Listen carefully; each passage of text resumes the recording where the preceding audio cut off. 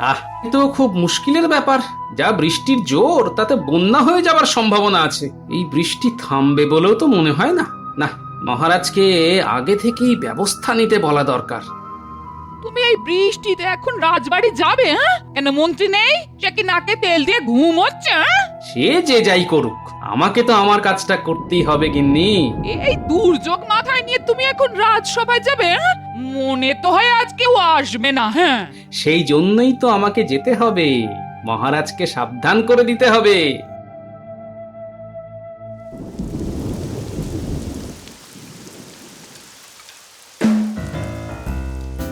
আজ আর রাজসভায় যাব না, যা বৃষ্টি, খিচুড়ি খেয়ে বেশ নাক ডাকিয়ে ঘুমোবো। হ্যাঁ, সেটাই ভালো। আমি খিচুড়ির ব্যবস্থা করছি। কিন্তু কিন্তু এত বৃষ্টিতে বন্যা হয়ে গেলে তো আমাদের মুশকিল। মনে রেখো বউ, আমি এই রাজ্যের মন্ত্রী। বন্যায় হোক বা ভূমিকম্প, আমার খাবার জোগাড় করতে কোনো অসুবিধা হবে না। চাল ডাল আমাকে ভূতে জোগাবে। ভূতে জোগাবে?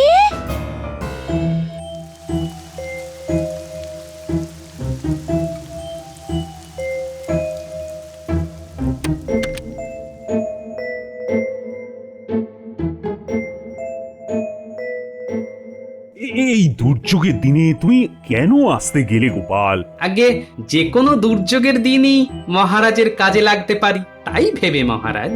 তুমি এই রাজ্যের কথা যেভাবে ভাবো, এভাবে যদি সবাই ভাবতো, তাহলে তো আমার কোনো দুশ্চিন্তাই থাকতো না গোপাল। মহারাজ, আমার মন বলছে এই বৃষ্টি খুব খারাপ দিকে যাচ্ছে। বৃষ্টি থামার কোনো লক্ষণই দেখা যাচ্ছে না। তার মানে তো বহু লোকের বাড়িতে জল ঢুকে গেছে। তাদের কি হবে গোপাল? মনে হচ্ছে বহু লোক জলবন্দী হয়ে আছে মহারাজ। তাদের কাছে ত্রাণ পৌঁছে দিতে হবে। কিন্তু বৃষ্টি না কমলে তো ত্রাণ দেওয়ারও কোনো উপায় দেখতে পাচ্ছি না। হয়তো এই বৃষ্টি আর কয়েক ঘন্টার মধ্যে থেমেও যেতে পারে, কিন্তু জল যা জমেছে তা নামতে বেশ কয়েকদিন সময় লাগবে। এই সময়টাই মানুষের সব থেকে বেশি করে ভান্ডারে টান পড়ে, তখনই তো ত্রাণ দেওয়া প্রয়োজন। মহারাজ, রাজবাড়িতে যত চাল ডাল আছে সব জোগাড় করে রাখতে বলুন। কাল সেগুলি বাড়ি বাড়ি পৌঁছে দিতে হবে। ঠিক ঠিক, আসলে ওটা মন্ত্রীর কাজ। কাল নিশ্চয়ই আসবে, আর ওকে দিয়েই এই কঠিন কাজটা করাতে হবে। মন্ত্রী মশাই এই কাজ লুফে নেবে, আপনি দেখে নেবেন মহারাজ। হ্যাঁ, তাহলে তো খুবই ভালো হয়। মন্ত্রীকে দিয়ে একটা দুরূহ কাজ করানো যাবে। আজ তবে আসি মহারাজ, আর দেরি করলে সন্ধে হয়ে যাবে।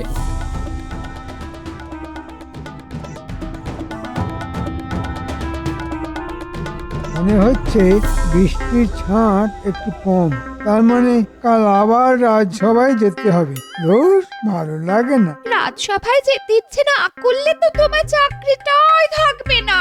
তখন আমরা খাবো কি? দেখো বউ, আমাকে ছাড়া মহারাজ কোনো কাজই হাত দেন না। আমাকে তার দরকার পড়বেই। তাই যেন হয়, তাই যেন হয়। মহারাজ যেন তোমায় একটা মস্ত বড় কাজের দায়িত্ব দেন, আর তুমি তা বুক ফুলিয়ে করে মহারাজকে খুশি করতে পারো।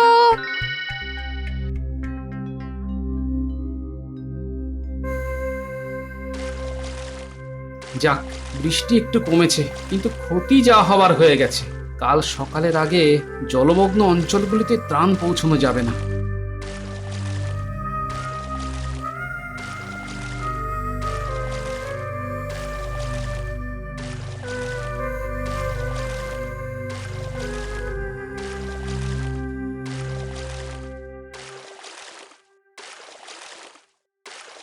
তখনই বলেছিলাম এত বৃষ্টিতে বেরিও না।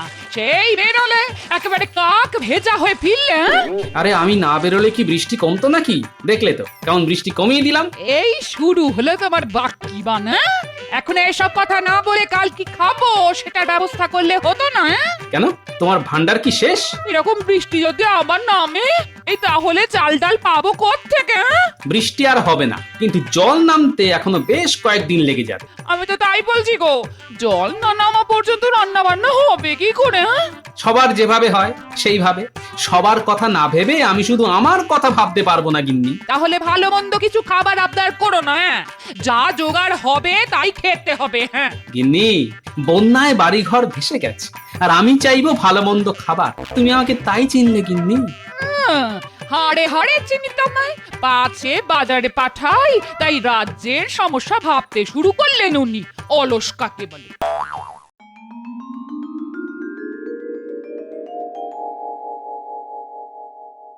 মন্ত্রী, কাল আসনি কেন? কি বলছেন মহারাজ? কাল আমাদের ওখানে যে কি ভীষণ বৃষ্টি হয়েছে তা কি আর বলবো আপনাকে। ও, শুধু কি তোমাদের ওখানেই বৃষ্টি পড়েছিল, অন্য কোথাও নয়? সেটা তো আমি ঘুরে দেখিনি মহারাজ, তবে আমাদের বাড়ির আশপাশ একেবারে নদী হয়ে গেছিল। গোপাল, তোমার বাড়ির চারপাশে জল জমেনি? আগে হ্যাঁ মহারাজ, একদম বুক সমান জল, তাই ঠেলেই তো আমি এলাম।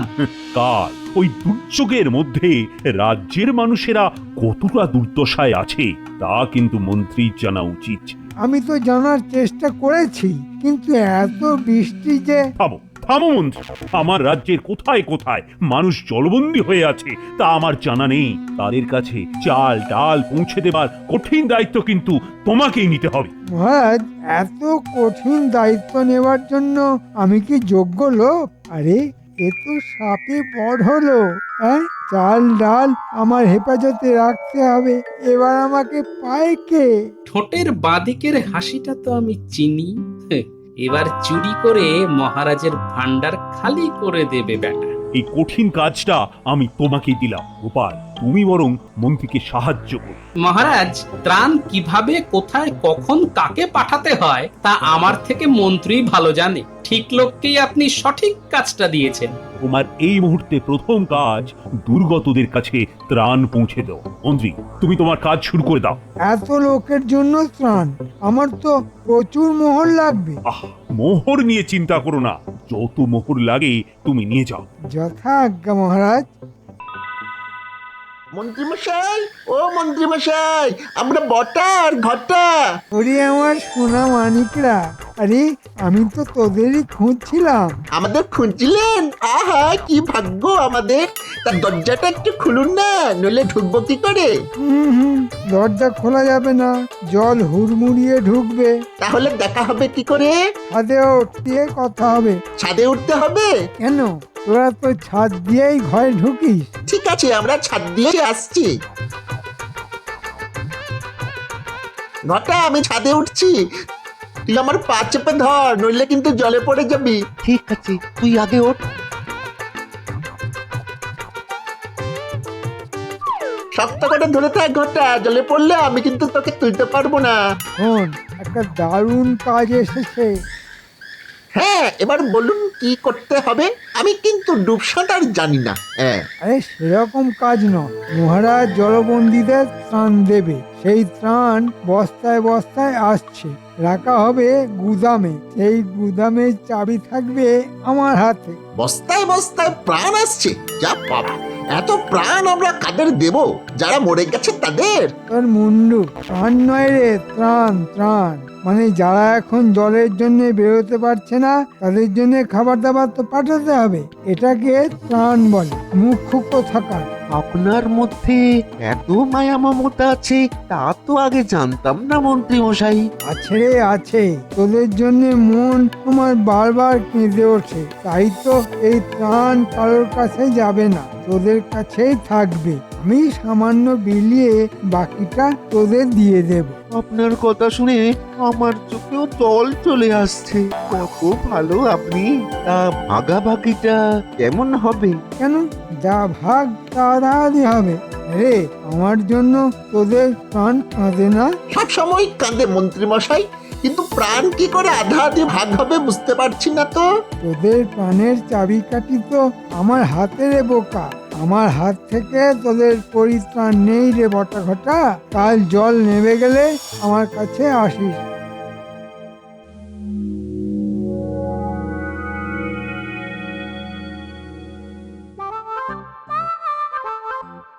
যাও, সবাই গিয়ে বস্তাগুলো ওই ঘরে রেখে এসো।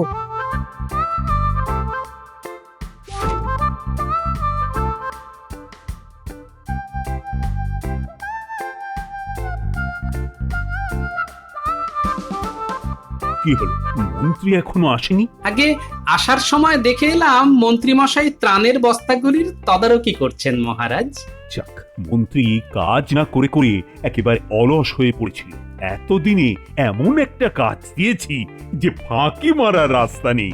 আপনি নিশ্চিন্ত থাকতে পারেন, মন্ত্রী কখনো এই কাজে ফাঁকি মারবেন না, গুছিয়ে কাজ করবেন একেবারে।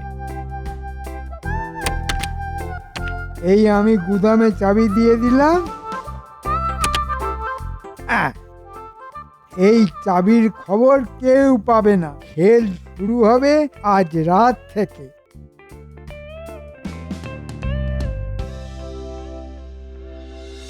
মন বাটা ঘটা, এই নে গুদামের চাবি।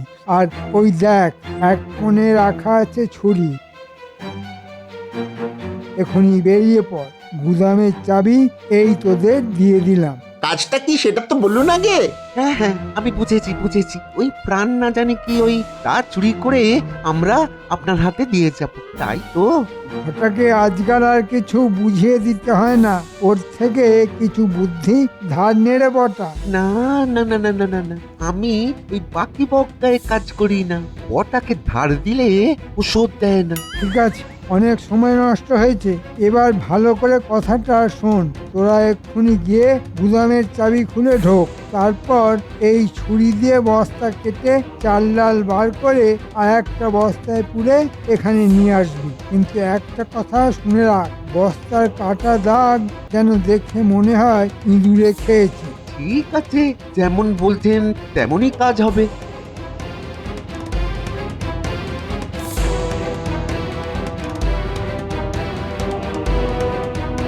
ঘটা, এই যে গুদামের দরজা দেখ, তালা দেওয়া আছে, চাবি আমার কাছে। আয় তালাটা খুলি। হ্যাঁ হ্যাঁ, এই নে চাবি। হ্যাঁ দে।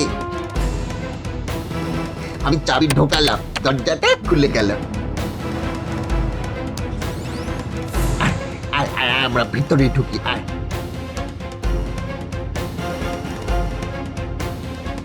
ওই যে বস্তাগুলো পড়ে আছে, চল তাড়াতাড়ি এগুলোকে কাটি। হ্যাঁ হ্যাঁ, জলদি জলদি কাজ সেরে ফেলতে হবে। তুই মাল বার কর আর আমি এই বস্তায় ভরি।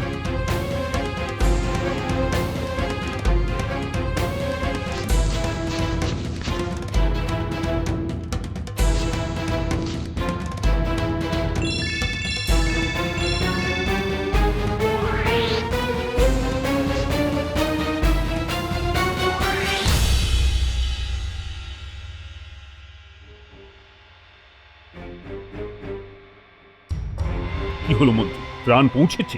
না মহারাজ, আগে যদি জানতাম এই ত্রাণ ইঁদুরের প্রাণ বাঁচানোর জন্য, তাহলে আমি এই কাজের দায়িত্ব নিতাম না। কেন কেন কেন, কি হয়েছে মন্ত্রী? বলো বলো, আমাকে এক্ষুনি বলো। ত্রাণের বস্তা কেটে ইঁদুররা সব চাল ডাল নিয়ে চলে গেছে। এটা তুমি কি বলছো মন্ত্রী? চাল ডালের বস্তার সবকিছু নিয়ে চলে গেছি ইঁদুর? মহারাজ, মাল টানার জন্য আপনার আর হাতির প্রয়োজন নেই, ইঁদুরই এখন থেকে মাল টানতে পারবে। গোপাল, এখানে আমরা খুব দরকারি একটা বিষয় নিয়ে কথা বলছি। আজে বাজে কথা বলার কোনো অবকাশ নেই। তোমাদের তর্ক বন্ধ করো, এসব পরে হবে। আজ আবার গুদামে চাল ডালের বস্তা ভরো, কাল থেকে আবার ত্রাণ চালু করো। একদিন না হয় পিছিয়ে গেল। হ্যাঁ, সেটা তো হলো, তার চেয়েও বড় কথা কত খরচা বেড়ে গেল। আবার নতুন করে সব কিনতে হবে। মহারাজ, কিছু মোহর তো লাগবেই। আরে যত খুশি মোহর নিয়ে যাও, ত্রাণ কিন্তু কালকের মধ্যেই পৌঁছতে হবে।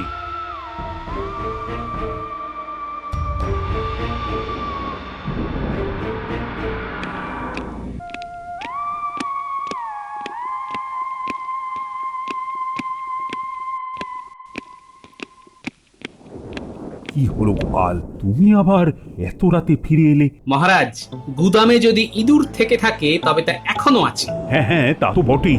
মহারাজ, আমার কাছে খুব শক্তিশালী ইঁদুরের গন্ধ বিষ আছে, তা গুদামে ছড়িয়ে রাখলে গন্ধে ইঁদুর আর ওদিকে আসতেই পারবে না। বাহ বাহ বাহ, খুব ভালো। তাহলে এই নাও চাবি।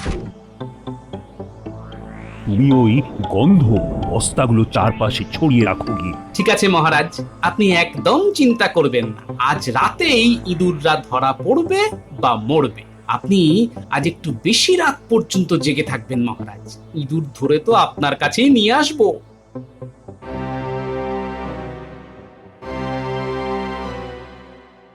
চমৎকার কাজ করেছিস রে পটা ঘটা। আজ আবার মাল এসেছে, আজ ঠিক ওইভাবেই তোদের কাজ করতে হবে।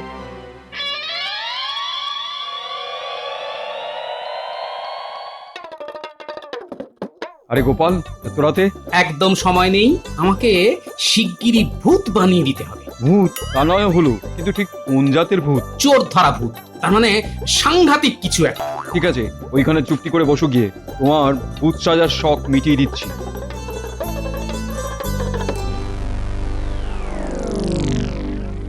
ঘটা ঠিক কালকের মতো, বুঝেছিস? এক কাজ একইভাবে দুবার করতে ভালো লাগে বল। বাবা, আজ আবার একটা টিমটিমে আলো কেউ লাগিয়ে গেছে। ভালোই হয়েছে, দেখতে সুবিধা হবে। ওই যে বস্তাগুলো দেখা যাচ্ছে রে, তুই ওদিকটায় যা, আমি এদিকটা সামলাচ্ছি। গুলটে, ন্যাপলা, যা বললাম তা মনে আছে তো? ঠিক মতো করতে পারবি তো? কেন পারবো না? ওটা এই ঘরে কি যেন আছে, আমি টের পাচ্ছি। তুই আসলে ভয় পাচ্ছিস কেন বলতো? না রে, আমিও মনে হচ্ছে কিছু একটা দেখলাম।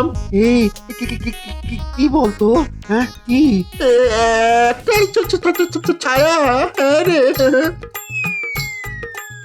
ওরে বাপরে, কি ভয়ঙ্কর চেহারা রে, মারাত্মক কোনো ভূত রে বটা। আমি যে তাকাতেই পারছি না বটা। তুই তো তাকিয়েছিস, আমি তো চোখটাই খুলতে পারছি না। ওরে বাবারে। তোমরা বটা ঘটা এখানে কি করছিস? আমরা প্রাণ নিতে এসেছি প্রভু। প্রাণ চাই না প্রাণ চাই? হ্যাঁ, দুটোই প্রভু। দুটোর যে কোনো একটা। ত্রাণ পেলে প্রাণ পাবি না, প্রাণ পেলে ত্রাণ পাবি না। প্রভু, প্রভু, আমরা এখন পালাতে চাই, যাবো? হ্যাঁ, পালাবি। বটা ঘটার কাঁধে ওঠ, নইলে চিবিয়ে খেয়ে ফেলবো। দেখ আমার দাঁত, দেখ এখনো কেমন রক্ত লেগে আছে। না না প্রভু, আমায় এক্ষুনি খাবেন না। মন্ত্রী মশাই আগে মোহর ভাগ করে দিই, তারপরে যত ইচ্ছে খেতে চান খান। এই আমি ঘটার কাঁধে উঠে পড়েছি, এইবার যাই প্রভু। হ্যাঁ, এবার যা। এই তো চোর এবার বাইরে বেরোচ্ছে, এবারই তো আমাদের কাজ। আমি তৈরি আছি। প্রভু, আপনি চলে গেছেন? না রে, তোকে খাবো বলে পিছে পিছে আসছি। ওরে বাবারে বাবা, ঘটা ভূতটা আমাদের পেছনেই আসছে রে। চোখ বন্ধ করে রাখ, তাকাস না।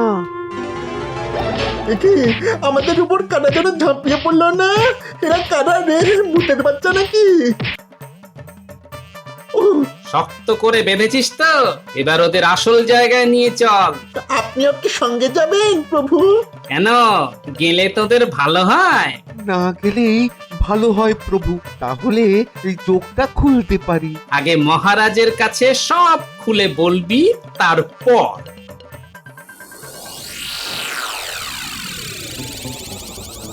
এত রাত হচ্ছে কেন?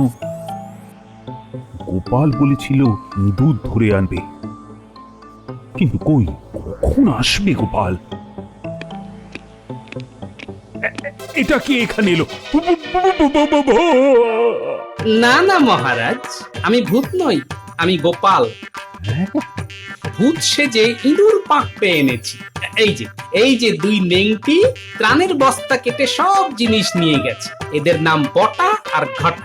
গুদামের চাবি এরা এলো কোত্থেকে গোপাল? যাকে চাবি দিয়েছিলেন সেখান থেকেই এরা পেয়েছে। মহারাজ, আমাদের কোনো দোষ নেই। মন্ত্রী মশাই আমাদের দিয়ে এই কাজ করিয়েছেন। আমি এক্ষুনি পেয়াদা পাঠিয়ে মন্ত্রীকে ধরে আনছি।